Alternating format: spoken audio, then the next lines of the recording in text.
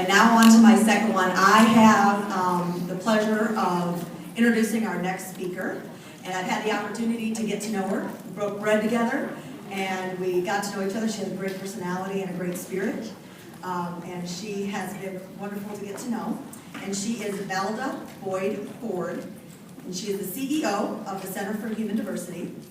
Over the past 30 years, she has worked in more than 36 countries with CEOs of Fortune 500 companies, tribal chiefs, Afghani teachers, and Buddhist monks, and we did get to hear about that one, to improve leadership skills, decrease conflict, and improve health. She has demonstrated that there are some basic universal themes that play regardless of the venue and regardless of the geography. Ford earned a Bachelor of Science degree in nursing from Winston-Salem State University, a Master's of Public Health from the University of North Carolina at Chapel Hill, and her Master's of Nursing Administration from Creighton University. She is currently pursuing a doctorate in educational leadership from High Point University. Help me in welcoming Val to the stage.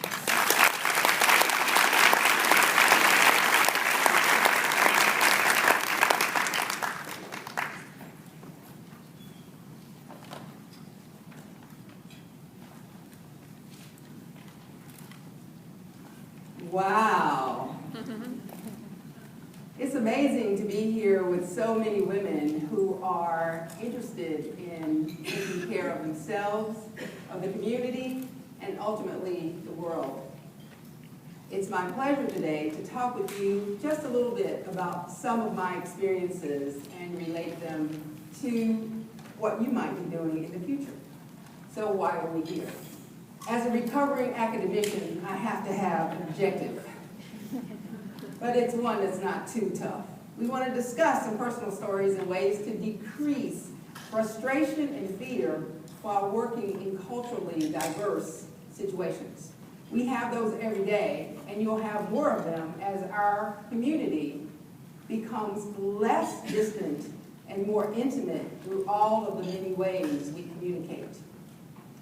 If your actions inspire others to dream more, learn more, do more, and become more, you are a leader. You are a leader. Regardless of where you are in the organization, you are a leader. People outside of the community are looking at you and are thinking, maybe I can do that too. We all lead by example. First, you have to know who you are. Leadership, for me, I believe, began when I was born as a middle child. Any middle children out there? Yes. We rock. That's because we grew up between rocks. 2 rocks in a hard place. I grew up between 2 very aggressive sets of siblings, and so I learned to talk a lot right away in order to keep them from beating up on me. You understand? First, I am a woman. Then I am, in this society, black. Am I white? Do I look it? I have a story to tell you about that as we go along. People around the world ask me, am I mixed? And I wonder if they mean mixed up. Am I good? Am I bad? I like Mae West's quote that says, when I'm good, I'm very good, but when I'm bad, I'm better. I'll take bad. There are a lot of things to know as you move around the world, some simple things that we do that might get you in trouble. So if you're out and you're in the other parts of the world or working with people who are here, working with your company, know some simple things like hand gestures. Whether or not you shake hands is important. Do you bow? For women, I'm a woman who has a little bit of seasoning to her, as you might not ever have guessed. I'll be 60 next year. That's right. This is what 60 looks like. I'm not sure if it's a new 20, 30, 40, or 59, but if you love it, it's all good. Hand gestures. This, for us, means it's all good. In other parts of the world, it means up yours.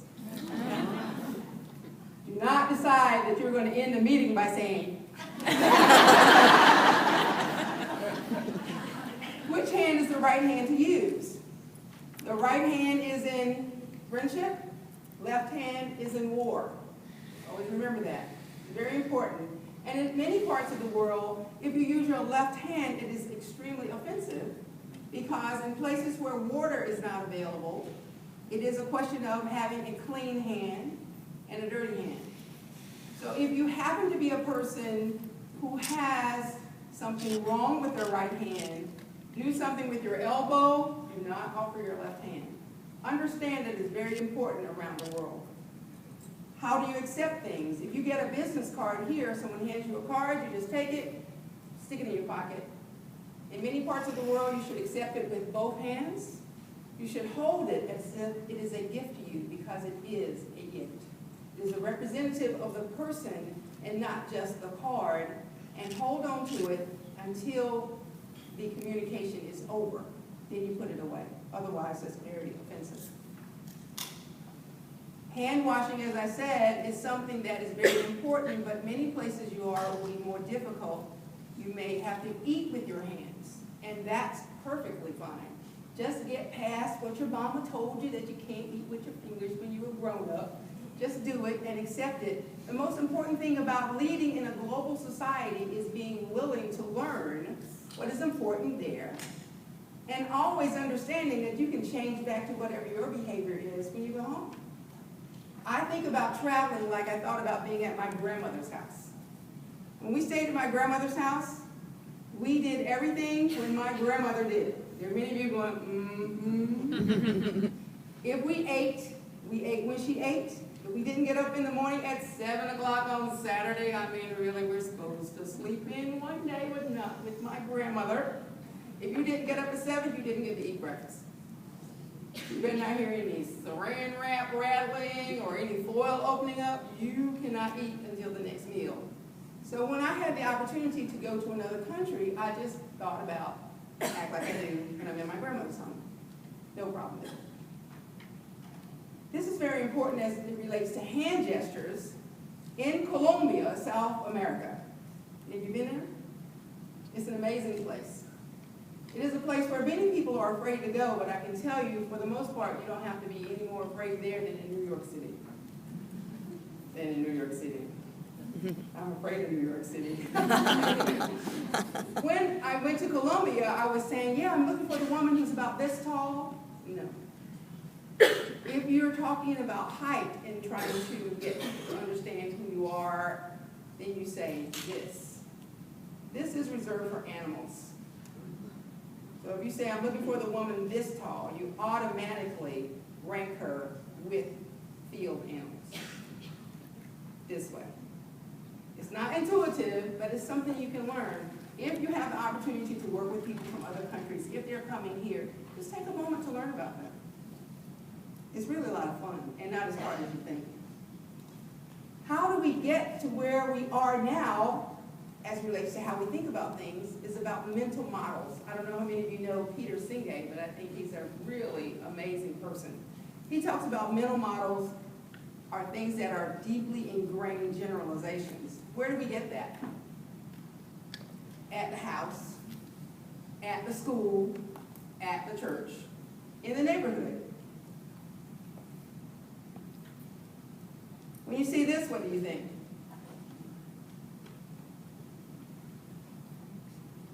Come on. Does it make you feel okay, or does it make you feel a little uncomfortable? People are saying uncomfortable. Well, let me tell you, I was born a Negro. I was a little colored girl born in North Carolina in 1954. And at some point in time, I became black. This was in the 1960s. We talked about that earlier, and all the changes that took place in 1964. During that time, it was a make love, not war years. It was a transition from having segregation to desegregation. And James Brown had a song to say it loud, I'm black and I'm proud. I would go home and say that, and my mom would say, girl, you better wash out your mouth. We're not black, we have worked hard to make sure you are not black. She struggled with that until she died, that she became black. She was a Negro. But when I ask people what this is about, can you guess what it is? It is simply cough sweets, cough drops from Hungary. The term Negro there is just a phrase for the people on the bag. The guy happens to be a chimney sweep. And because they get to be blackened as they are cleaning out, they call them Negroes. It has no negative connotation whatsoever. No one in Hungary feels badly about it, but an American going to Hungary suddenly gets upset if they see it. When I saw this and I pointed this out to other people and asked what they thought it was, they said, well, I don't know, it says eros, so thinking eros and love. They're wondering if it has to do with relationships. Some people thought it was a condom wrapper. I said 100 grams?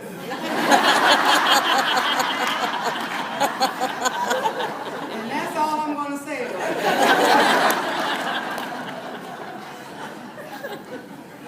It's just to clean your throat like a chimney, that is all. Anyone here speak Arabic? No one. A little bit. A little bit. Shwaya. A little bit of Arabic.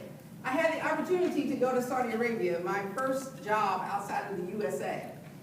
I was working as a trauma nurse at North Carolina Baptist Hospital, now Wake Forest Medical Center, as a burn nurse. And in the middle of the night, a recruiter called to say, we need nurses in Saudi Arabia.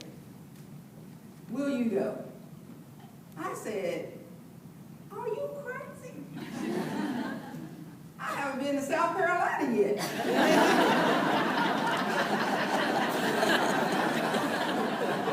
Maybe I better take some smaller steps. Over time, though, because of the crushing weight of my student loans and my family's final capitulation, I decided I would go to Saudi Arabia. I had people to tell me what I would need to do. The corporation even had these special folks who oriented you as to what you would need. They said it would be very hot. It can get up to 140 degrees in Riyadh in the summer. Thank God I wasn't having hot flashes then.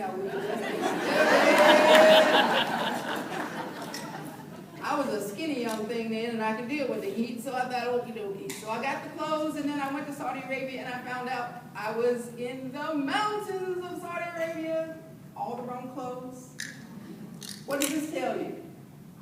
Get more than one opinion from someone when you find out about going to another country. Also, find out about someone who knows geography. Very helpful. But when I got there, I was there for a little over 2 years. It was an amazing thing. I learned to speak Arabic, taught by 3 different people who spoke Arabic, who came from 3 different Arab nations. And every time I learned to speak part of it, the next person would say, well, who taught you to say it like that? And on top of that, I had Southern added on to it. So I'd say, assalamu alaikum, y'all. By the time I'd been there for 2 years, there was a woman who came up to me who said, are you Islamic? Inti Islam? The important thing to know is that if you're in a Muslim country, or specifically in Saudi Arabia, it is not appropriate to talk about your religion. It is fine to have a religion, but you cannot proselytize, you cannot talk about it. If you do, you can be ejected from the country.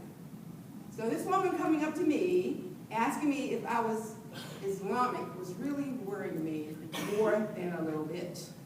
But I said, La? No. Why?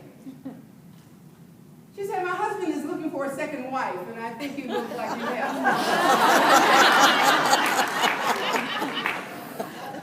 I said, well, I got these childbearing hips. They must be here for something. But I said, no, I'm sorry. I can't have anything to do with that routine where I would be the second on anyone's radar. She said, you American women lie to yourselves like that all the time? I said, well, darn, she might have a point. I said, but I know you feel sorry for you you. You have to be a second, third, or fourth wife. You don't get to drive. She says, oh, you feel sorry for me? You're here working 16 hours a day, 10,000 miles away from your family. I have a driver, a cook, a nanny. I don't work, and I don't need to drive. Well, darn. She was right again. This was about my perspective about her life and how terrible it was, and how can you live like that? And she was looking at me the very same way. The importance of leading in a global society is first finding out about the other person's way of thinking, and perhaps it might not be as onerous as you think. When I went to Africa, I thought, wow, this is cool. For once, I will not be in the minority. I got to Africa. Before I went, I was working in refugee camps. Right here in Omaha, I was working with a lot of people when the Sudanese population exploded. People from the Sudan were coming to me to say, why is it that the people here treat us as badly as the people we ran away from in the Sudan? Doctors were coming to me to say, Valda, why are these patients acting like this? Specifically, that the men wanted to be in the exam room with the women. They thought that them being in the exam room was a way of the men keeping the doctors from knowing that there was domestic violence going on. What the doctors were failing to think about is that any woman coming into the exam room, and any man for that matter, could have been a victim of domestic violence. But they really keyed in on the Sudanese population. Ultimately, I went to the refugee camps because all these refugees asked me questions, all these folks are asking me questions about refugees, and what am I saying? I don't know, I'm black, but I ain't no refugee. I don't understand, so I had to go to get some information. First thing I did was cut off my hair, because I was going to be living in the bush. I was going to be bathing out of a cup with this much water. Yummy. For those of you who do that bird bath, you know we do not feel clean at the end. In America, we bathe more than any other country in the world. We take approximately 3 baths or some type of cleansing ritual every day. When you go to bed at night, when you get up in the morning, and if you leave here and go to something tonight, guess what you'll do? Shower and change clothes. Other people are happy to have enough water to bathe once a day. So I knew I wouldn't be able to wash my hair, so I cut my hair. A young woman met me at the airport, and the first thing she did was just stare at my head. She was just staring at my head. I said, finally, young lady, what is the problem with my head? She says, where's your hair? I thought I was going to be like a sister. No, they had more weaves and perms going on over there than you're ever going to have over here. Step number 1, I was wrong. I didn't get enough information. But when I was there, I had the opportunity to be with this group, and over the 12 weeks, I thought I got a chance to be known more and better. I'm going to go back for a second.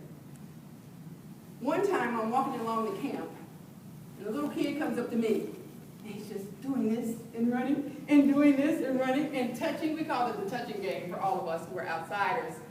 So I asked the ladies walking along with me, what is that child doing? She said, oh, God. You know, there's trouble when you don't want to say what the child is doing, but out of the mouths of babes. So ultimately, what is he saying? She said, he's calling you fat. Well, I do know that I have a supreme amount of fabulousness.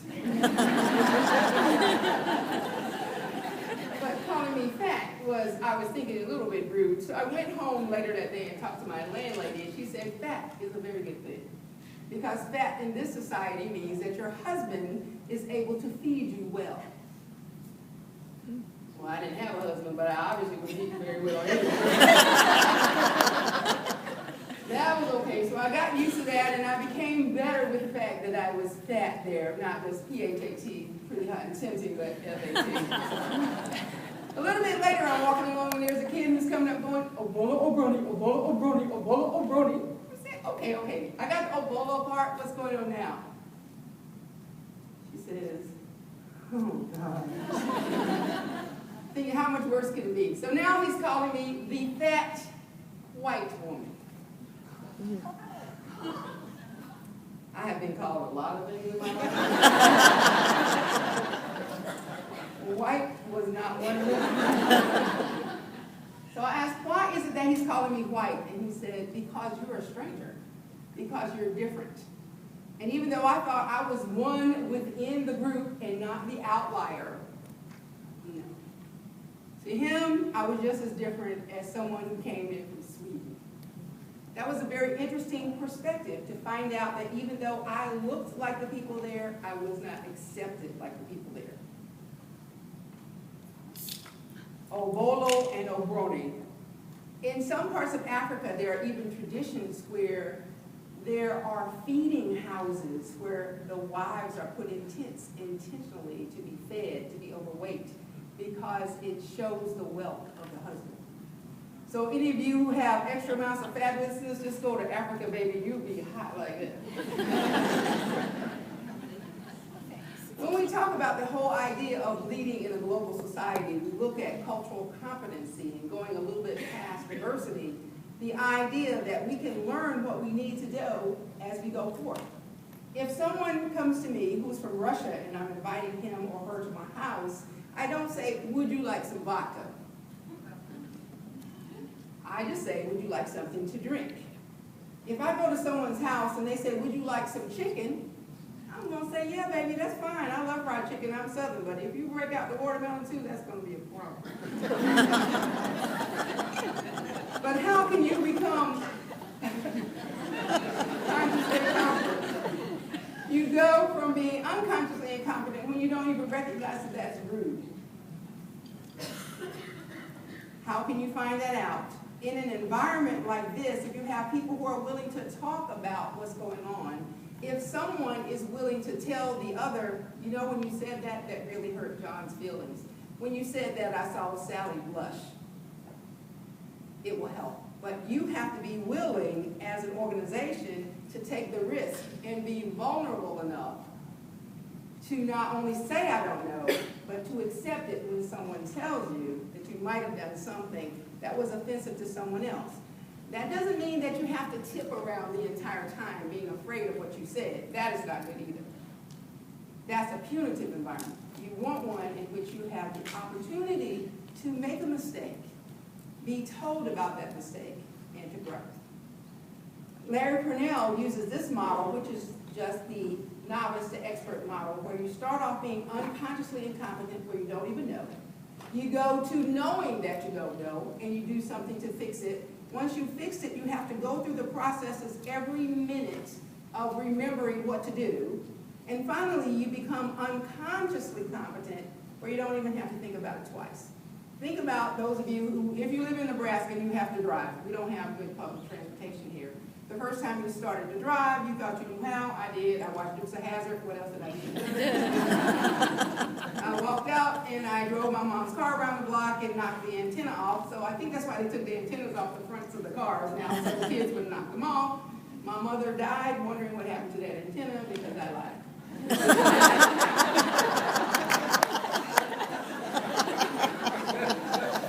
Then I realized that I didn't know how to drive. I took driver's education.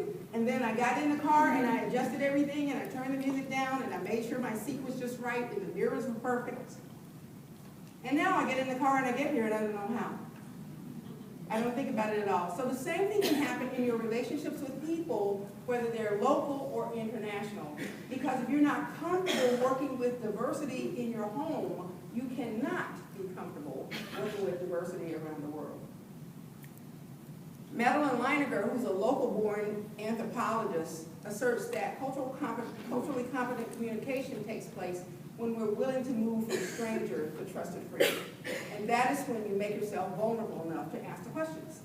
Your best friend now is someone you didn't know originally. They didn't act just like you. They were not a clone of you. You had to take the time to get to know them, to be comfortable with them, to accept that some things they do are not okay, and to talk about that in order to stay friends. This was a time that I was in Sri Lanka. Remember the terrible tsunami of 2004? I had the opportunity to work in this refugee camp when I left Africa. This was a place where all of a sudden people looked up and a tidal wave of massive proportion came through and wiped out almost 250,000 people along that part of the coast. I talked to a woman who was there. We were doing an eye surgery and eye health initiative, and this woman hadn't spoken to anyone in the 8 months since that tsunami had hit. We were working with Buddhist monks trying to get people to accept us as outsiders coming in to help, and she wouldn't talk. We couldn't get anything to happen. We were working really hard with these initiatives and nothing was happening. And finally one day, in talking with this woman, one-way communication, I was able to relate to her that I lost a child when he was 2 years old. I don't even know how we got to that part of the conversation, but just maybe in desperation, or because I felt good about her even though she wasn't communicating with me. And that helped her because she had a similar story where she was holding on to a tree when that tsunami hit. And she held onto it and held onto it and held onto it for hours. And she finally got so tired. You know how it is when you're driving along the highway, you have a long way to go, and you just have another hour to get home. And one part of your body is saying, stay awake, stay awake, stay awake. Put the window down, turn the radio on. The other part is saying, you can close your eyes just for a minute. Don't worry, those little things that make noise on the road will wake you up, or the gravel on the shoulder will wake you up, or maybe running into that semi might knock you back. But she took that moment when you're just so tired, and she closed her eyes. Then she startled herself awake, and she was so pleased that she was still hanging on to the tree and not washed away. But she let go of her child. These are the kind of experiences we don't have. We are not going to have.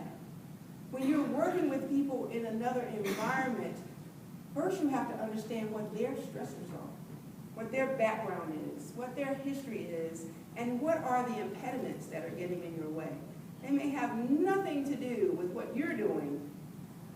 Your initiative might not move forward, the work might not happen until you become a trusted friend. Letting her know, without even realizing the importance that I had suffered too, helped her to believe that I got her. It's a tough thing for me to talk about it even now, and that's been 30 years. I can't imagine what it was like for her 8 months later. The mental models we have in working with these people who are Buddhists, I had no way to understand them. I didn't know how to think about them. I was putting up my own barriers. And we can do the same thing sometimes in business, like this ladder of inference, which if you haven't seen, you should get to know it. If we believe certain things about certain people, about women many times in academia are not succeeding the same way as their male counterparts, sometimes because they have babies. Guess what? We're the only ones who can in. Why is that a penalty? But if we think, for example, that if you look at the observable data, a meeting was called at the last minute, the next morning Sally came in late, didn't explain why. If there are people in there who believe that Sally was late on purpose, then that Sally deliberately came late, that she always comes late, we can't count on Sally, she's not reliable. What happens? We isolate her, we get rid of her. When you're working in diverse situations here or around the world, do not put too much weight on what you observe. Take the time to ask the question, to find out the answer. In many studies that I've done with many organizations, I can tell you that sometimes women are not involved in many of those things where they stretch out to do other things because it interferes with child rearing. And many times if those organizations would do something as simple as have a meeting at lunchtime instead of at 7 in the morning or at 6 in the evening, more women would be able to participate. Now, more fathers are very responsible for child care now, but traditionally that has been one of the reasons women have not been able to show themselves as stretching out because it was impossible, especially in this sandwich generation, where you have children on one side and elder parents on the other. So if you're looking at ways to get women more involved, look at how you schedule meetings and events and whether or not it's reasonable for them to attend. When we look at our work around the world, color blindness or cultural blindness is a problem if we have the inability to recognize that our own lifestyle is getting in the way of others. When I was in the Buddhist country, I can tell you that for me, being a Southerner, and I looked last night, there are a lot of huggers. There are a lot of huggers. And then there are some people who are like, you can tell. There are some people who are like, I love hugging, others like, she's touching me. If you're a hugger, you have to assess whether or not the person you're hugging is okay with it as well. Being a Southerner, I had to unlearn that behavior, because if I don't walk in my family and give somebody a hug, they're wondering, what's wrong with you, child? In this same place in Sri Lanka, working with this Buddhist monk, when we finally had the breakthrough, after this one woman had kind of given me her seal of approval, everyone else warmed up to me. So we finally got back after about 3 weeks of working hard, and I get out of the car and I say, oh, thank you so much, Reverend BJ, this was such a great day. And then I thought, oh, Lord, I am touching the monk. Touching the monk is not something you do. No one does. Everyone genuflects. They don't touch the monk. So I have hugged up on the monk, and all of my orienting interns have hugged up on the monk, and I'm thinking, boy, hugging up times 3. The next day when we came back to go out to work with the monk, he wasn't there. I thought, oh my goodness, we have done all this work and now it's about to end because I have touched the monk. I asked his assistant, who was our interpreter, where is the monk? And he said, he's not here. No kidding? In interpreting things and around the world, most folks don't think they have to give as much information as we give. Don't think that that's being rude. He answered the question. He's not here. Days pass, no monk. It's 2 days before I'm supposed to leave, and I'm thinking that my initiative is just going right down the toilet. The next day, the monk was there. And I ran to him and I said, I am so sorry. I am so very sorry for touching you. I know how much of a problem that is. And he listened through his interpreter, and he told him to say to me,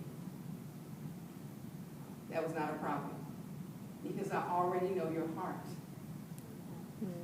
I have seen who you are as a person. That was just an act. But because of what you gave us before that, I was not offended by it, and I was simply away doing the business of my order. If you make a mistake, don't spend so much time worrying about it that you don't go back to the person to continue the relationship. Because what makes an interaction difficult, it may be anything. It can be accents, it can be the way you dress, the way you pray. In many organizations, I've had people who are upset with Muslims because they go out to pray 5 times a day, probably 2 or 3 during the workday. Now what happens is, no one gets upset about the smokers who go out 10 times during the workday. Think about why things upset you, and they might not make as much sense when you look at it critically. Understand that all this creates stress. Give yourself time to relax, because sometimes around the world the basics are not always the basics. There were women outside who were saying they didn't want to go into the men's toilet. I want to go into the real women's bathroom. They all flush. I'm not sure why. Except the men's bathroom was kind of strange, actually. But anyway. When you're out and about, understand to take care of yourself in other countries. There may be different things and some basic needs. Know your surroundings. De-stress. When I was working in a refugee camp for 12 weeks, I did not know this beautiful beach was less than 2 miles away, because no one in the camp could afford the $4 admission to go there. According to Maya Angelou, courage is the most important of all virtues. Develop your courage in small ways. As you're learning how to lead in many ways around the world, take small steps. Be courageous. Don't worry about rejection. Try again. Learn to eat new foods. And just a little piece of fun as we go. This is called red bread. This is basically black-eyed peas and plantain. It's really good. But in other parts of the world, this is what I was offered to eat. I don't like feet. I don't even like my feet until I've been to have a pedicure. Up on the upper corner is bull's foot, chicken feet, and pig's feet. Cultural pain, though, is if I say to the people that I'm staying with, I don't eat that, or if I make a mistake of first saying, yeah, no problem, I eat anything, then they bring me out some feet. So what I say now when I go out is, I'm diabetic and I can't eat that.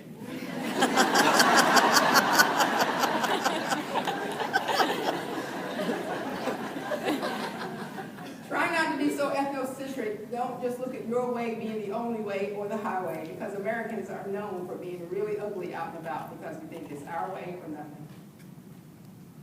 If you want to find out about how to figure out what kind of biases and prejudices you have, these implicit biases and prejudices, this is a wonderful place to go, just Harvard.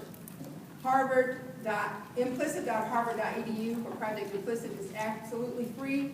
You go on, you can look at a number of things like religion, about body size, about race, about country of origin, many things to tell you where your biases lie, because it's hard to know what you actually don't like. See, me, when I was skinny, I thought anybody who was overweight lacked discipline and determination. Now I'm saying, would somebody please wire my jaws? That's all I know. Oh, sorry. Maya Angelou finally says, nothing human can be alien to me. When you're out and you're trying to learn about the world and how to do a good job of bringing business back to your organization, or how to take your business to others in the world, remember that if the person is human, he cannot be alien. We are all the same. This is a mother in Africa doing the work. Imagine, look at the woman down in the corner who's carrying wood on her head, a baby on her back, and a bag in her arm. That's motherhood. And many of your folks will not tell you that you're being rude, and I'll end with one story.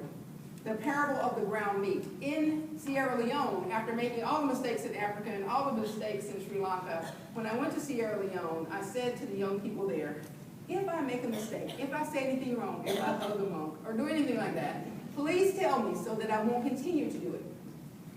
The answer from this young man was, let me give you the parable of what we thought he said was the ground meat. Trying to think, what does hamburger have to do with this? But he went through and he told the story of a man who was in the river and his boat was overturned. And so he was trying desperately to get to the shore and he couldn't make it. But he finally worked himself to the shore. And he got there and there were reeds and he grabbed the reeds and he pulled them and the reeds broke. He was thrust back into the water. Over time, the water was getting heavier and wider and more rapid. And he forced his way, and again, the reeds broke, and he was not able to get to the shore. Finally, he could hear the waterfall, and he knew that if he didn't make it that particular time, he would surely die. So he used his last bit of strength, and he prayed, and he prayed, and he got to the end. And when he got there, he saw not reeds, but swords. And he knew that if he grabbed the swords, he might lose his hand, but if he didn't grab the sword, he would lose his life. So he was able to grab on and pull himself onto the shore. And he stopped the story right there. And I was thinking, I don't understand what that means. And obviously seeing that I didn't understand what it meant, he said, we are people who are vulnerable. We need you. We need your services. We are not going to tell you if you do things wrong. We are not going to tell you if you hurt our feelings. We are not going to tell you if you smash our face in the mud, because we're afraid that then you'll take your business or your service away. Understand your responsibility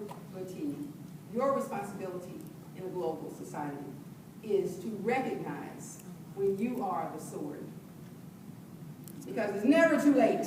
We can all do it. And this is who I am. Do you have any questions?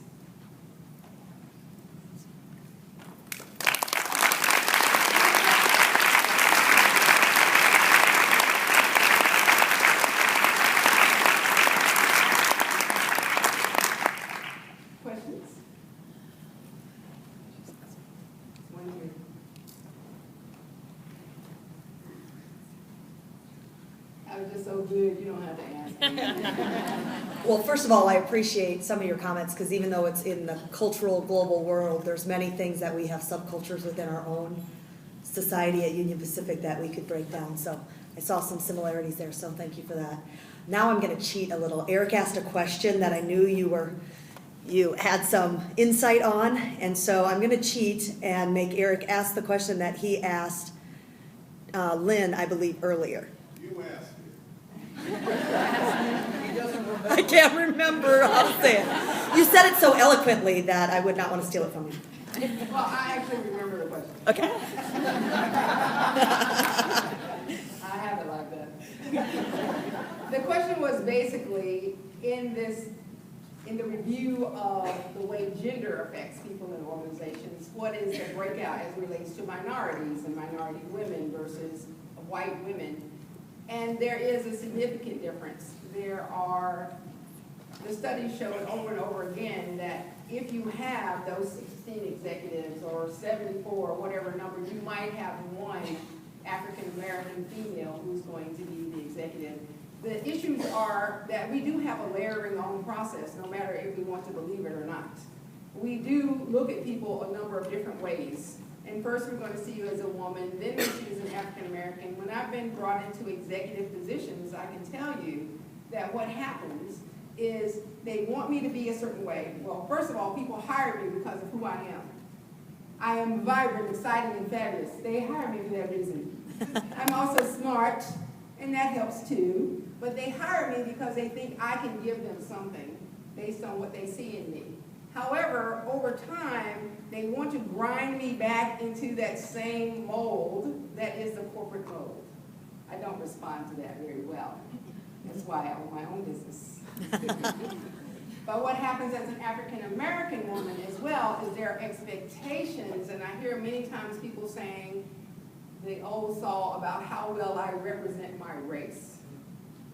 Or as a black woman, how wonderful that is. It is offensive to say as a woman. Just say as an executive, as a person, wow, you do a great job. Not you do a great job as a woman. And then when you add on black woman on top of that, that's another layer. And it's something that is difficult. There's another thing called internecine. The internecine concept is that the crabs in the barrel is what you think of.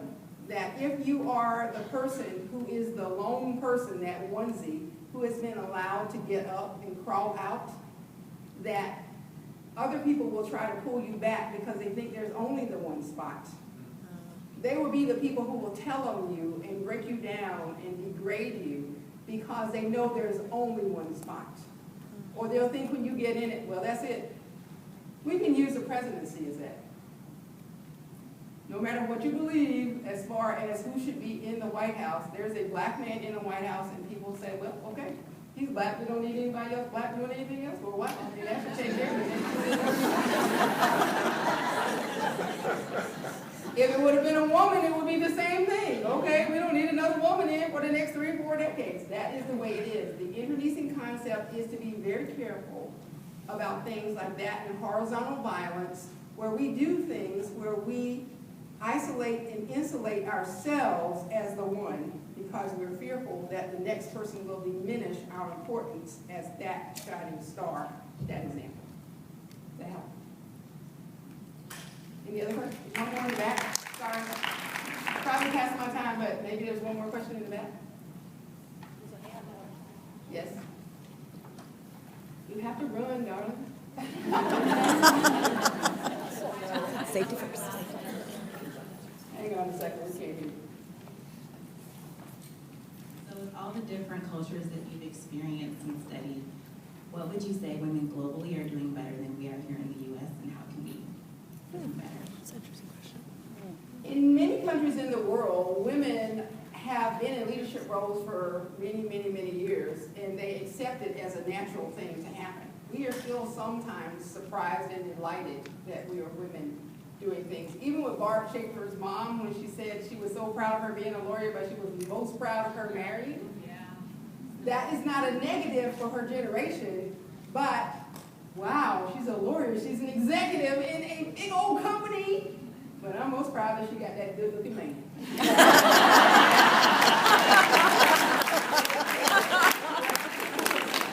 This is my cue to be quiet now.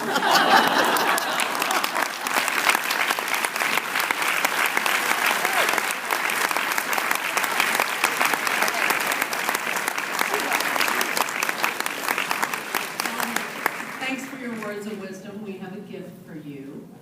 Is it money?